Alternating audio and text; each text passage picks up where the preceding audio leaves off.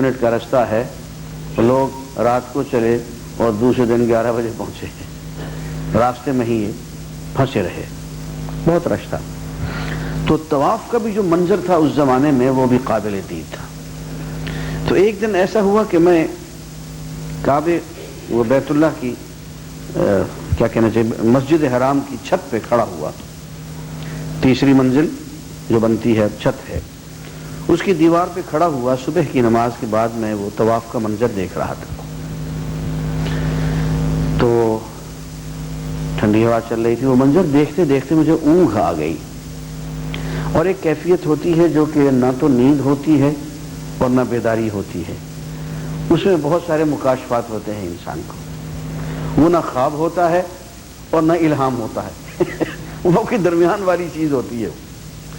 تو وہ میں دیکھ رہا تھا کہ طواف ہو رہا ہے یوں، لوگ جو ہیں اس سمت میں، لوگ اس زاویے سے اینٹی کلاک وائز، کلاک تو یوں چلتا ہے نا، اینٹی کلاک وائز، اور گول بھی نہیں کیونکہ کعبہ مستطیل ہے، اس کے ساتھ اگر وہ حتیم ملا دیا جائے تو یوں اوول انڈے کی شیپ۔ تو وہ دیکھتے دیکھتے جو میری آنکھ لگی تو میں نے دیکھا کہ پوری کائنات میں بڑے بڑے سیارے، گیلیکسیز اسی رخ پہ حرکت کر رہے ہیں۔ چاند ہے تو وہ زمین کے گرد ایسے ہی حرکت کر رہا ہے، اینٹی کلاک وائز اوول۔ زمین ہے تو سورج کے گرد ایسے ہی حرکت کر رہی ہے، اینٹی کلاک وائز اوول۔ اور گیلیکسیز ہیں، پتہ نہیں کسی بہت بڑی گیلیکسی کے گرد، اور وہاں سے ہوتے ہوتے پھر میں نے یہ دیکھا کہ خود ایٹم جو ہے اس کے اندر الیکٹرانز اور پروٹونز بھی اینٹی کلاک وائز اور اوول شیپ میں حرکت کر رہے ہیں، بالکل اسی انداز میں جیسے میں طواف دیکھ رہا ہوں۔ کائنات کا ذرہ ذرہ اسی زاویے پہ، اسی رخ پہ، ذرے سے لے کے بڑے بڑے سیارگان اور گیلیکسیز تک اسی زاویے پہ اوول اور اینٹی کلاک وائز حرکت کر رہے ہیں۔ تو جب میری آنکھ کھلی تو علامہ کا یہ مصرع میرے منہ پہ تھا کہ تڑپتا ہے ہر ذرہ کائنات، تڑپتا ہے ہر ذرہ کائنات۔ لیکن اس وقت پتا چلا کہ یہ آیت وَهُوَ اللَّهُ فِي السَّمَاوَاتِ وَفِي الْأَرْضِ وہی ہے جو آسمانوں میں بھی ہے اور زمین میں بھی ہے اور ادھر کعبے میں بھی ہے۔ عزیزان گرامی، اس دلیل پہ ذرا آپ غور کیجئے گا۔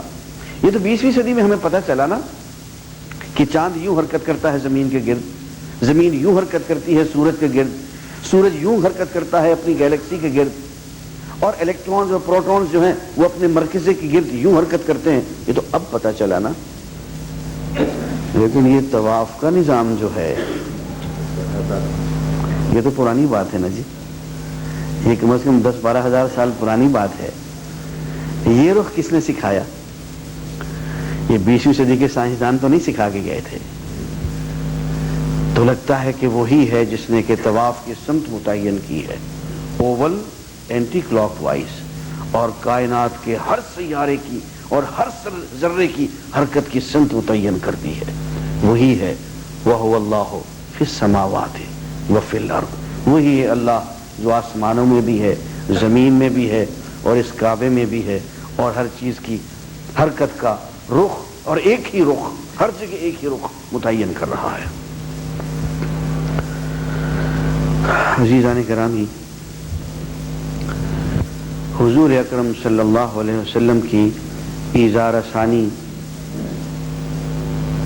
بہت ایذار ثانی کی گئی۔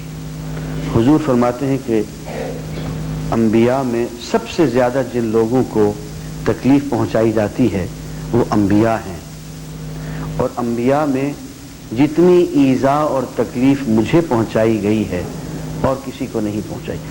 دیکھیں کون سا الزام ہے جو حضور پہ نہیں لگایا؟ یعنی روز بیٹھ جاتے ہیں سر جوڑ کے کہ ابھی یہ تو الزام نہیں چلا تو پھر نیا الزام لگاؤ۔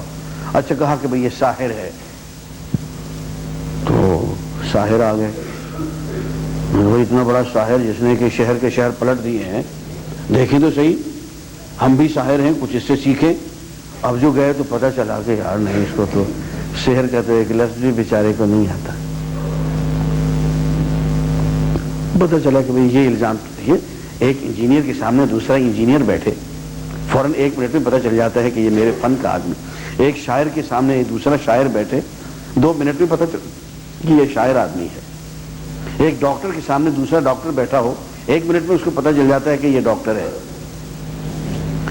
اب وہ ساحر اکٹھے ہو کے آگے حضور سے گفتگو، پتہ چلا وہ تو سحر کا ایک لفظ بھی نہیں جانتے بیچارے۔ اچھا کہا کہ نہیں، ساحر نہیں ہے، سحر زدہ ہے۔ یہ اور چھوڑ دی، مسحور ہے، سحر زدہ ہے، اور سحر زدہ ہونے کی وجہ سے اوپری اوپری باتیں کرتا ہے۔ اب وہ حضور کا ایک دوست آ گیا جو بیچارہ جھاڑ پھونک کیا کرتا تھا، بچپن کا دوست، حضور سے بہت پیار کرنے والا، اور آتا ہے اور حضور کو ایک طرف لے کے بہت پیار محبت سے کہتا ہے کہ میرے دوست، مجھے بہت افسوس کہ تمہیں تکلیف ہو گئی ہے، میں سن کے بہت دور سے آیا ہوں اور میں انشاءاللہ تمہارا علاج کر کے جاؤں گا۔ مجھے پتہ چل گیا تمہاری تکلیف کا، یہ ظلم لوگ کیا کرتے ہیں، جادو ٹونے کیا کرتے ہیں، تو میں تمہارا علاج کر کے جاؤں گا۔ حضور اکرم صلی اللہ علیہ وسلم سے پوچھتا ہے کہ آپ کیا علامات ہیں، کیا آپ محسوس کرتے ہیں، آپ کو کیا تکلیف ہے؟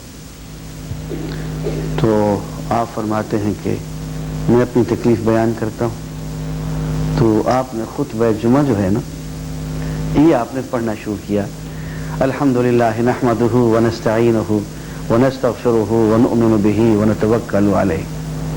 یہ خطبہ آپ نے آخر تک جب پڑھا تو اس بیچارے کی آنکھوں میں آنسو آ گئے، کہنے لگا میرے دوست ذرا ایک مرتبہ پھر سنانا۔ آپ نے پھر یہ خطبہ پڑھ کے سنایا، وَنَشْهَدُ أَن لَا إِلَٰهَ إِلَّا اللَّهُ وَأَشْهَدُ أَنَّ مُحَمَّدًا عَبْدُهُ وَرَسُولُهُ۔ اس نے تیسری مرتبہ کہا کہ اے محمد صلی اللہ علیہ وسلم، یہی جملے ذرا مجھے پھر سنانا۔ آپ نے پھر سنا دی، اور جب تیسری مرتبہ آپ نے سنا، اس نے کہا أَشْهَدُ أَن لَا إِلَٰهَ إِلَّا اللَّهُ وَأَشْهَدُ أَنَّ مُحَمَّدًا عَبْدُهُ وَرَسُولُهُ۔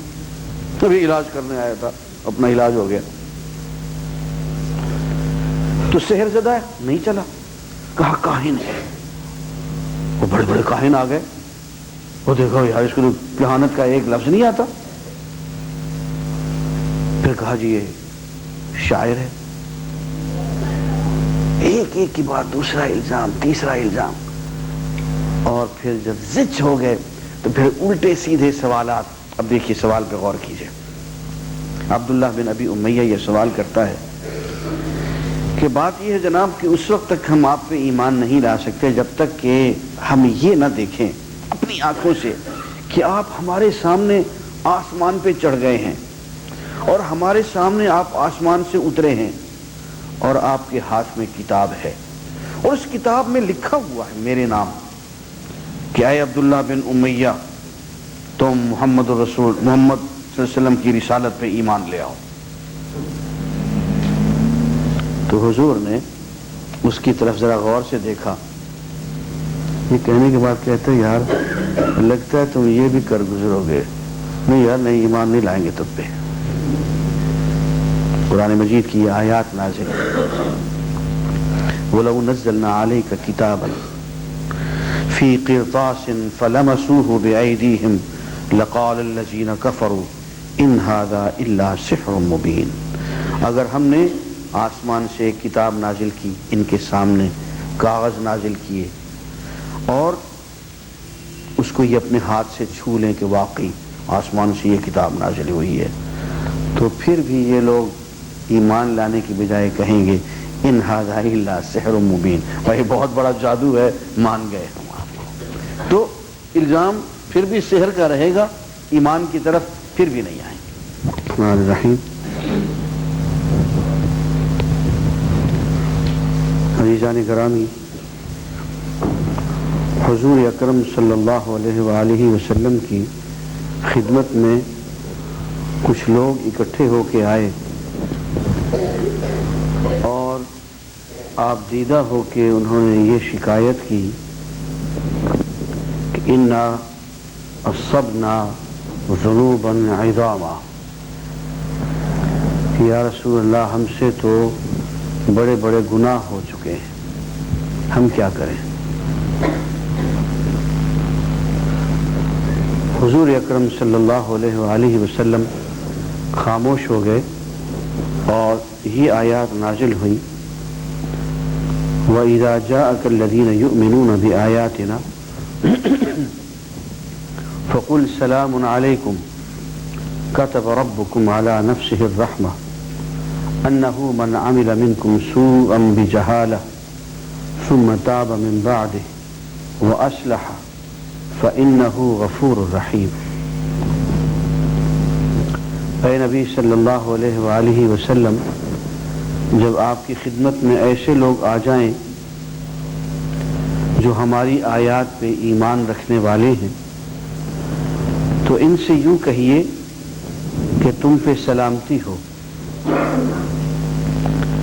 اور ان سے یوں کہیے کتب ربکم علی نفسہ الرحمہ، تمہارے پروردگار نے اپنے اوپر رحمت کو لازم کر لیا ہے، پروردگار نے اپنے اوپر لازم فرما لیا ہے کہ وہ رحمت فرمائے۔ کس طرح؟ انہ من عمل منکم سوءا بجہالہ، کہ تم میں سے جو شخص برائی کا مرتکب ہو جائے نادانی میں، ثم تاب، پھر توبہ کر لے، من بعد، اس کے بعد، وَأَصْلَحَ، اور اپنی اصلاح کر لے، فَإِنَّهُ غَفُورٌ رَحِيمٌ، تو بے شک اللہ تعالی بہت ہی بخشنے والا ہے، بہت ہی رحم فرمانے والا ہے۔ بات یہ ہے کہ لوگ بیچارے اپنے گناہوں کی وجہ سے بہت ڈرے ہوئے، سہمے ہوئے، اور بعض لوگ مایوسی کے عالم میں آئے کہ ہمارا کیا بنے گا، تو ان کے لیے ایک راستہ بتا دیا گیا کہ توبہ یہ ایک راستہ ہے کھلا،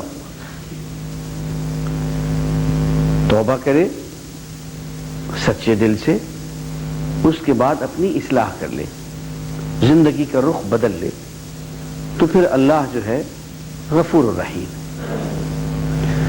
عزیزان گرامی، میں لندن میں ایک ہوٹل پہ بیٹھا ہوا تھا، تو کچھ عرب دوست نوجوان شراب پی رہے تھے، اب گفتگو عربی میں کر رہے تھے اور شراب بھی چڑھا رہے تھے، تو یہ کیا ہے، اس کو پیچھے نہ رکھیں۔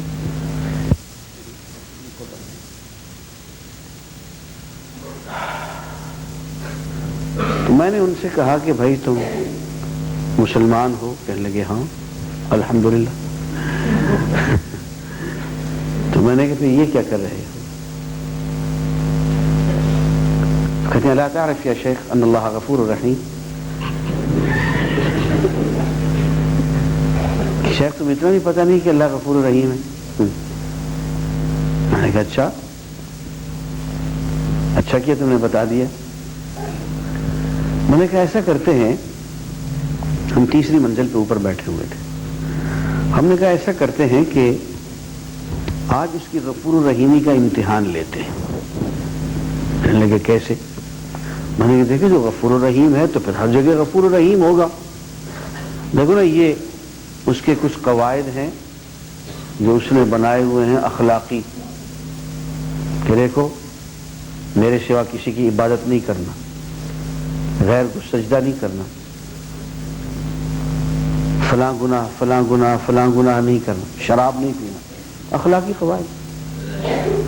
ہم ان اخلاقی قواعد کی خلاف ورزی کرتے ہیں اور ہم کہتے ہیں کہ انہ هو الغفور الرحیم، غفور الرحیم ہے، وہ معاف کرے گا۔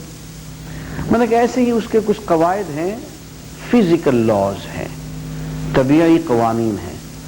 میں نے کہا لہو القوانین الطبیعیہ ایضا، کچھ اس نے فزیکل لاز بھی بنائے ہوئے ہیں، کہنے کہ مثلاً قانون لا آف گریویٹیشنل پل ہے کہ جو چیز زمین نیچے کو جاتی ہے زمین اس کو کھینچتی ہے۔ تو میں نے کہا آؤ ذرا اس میں اس کو آزماتے ہیں، اخلاقی قوانین میں تو وہ غفور الرحیم ہے، تو فزیکل لاز کی تھوڑی سی وائلیشن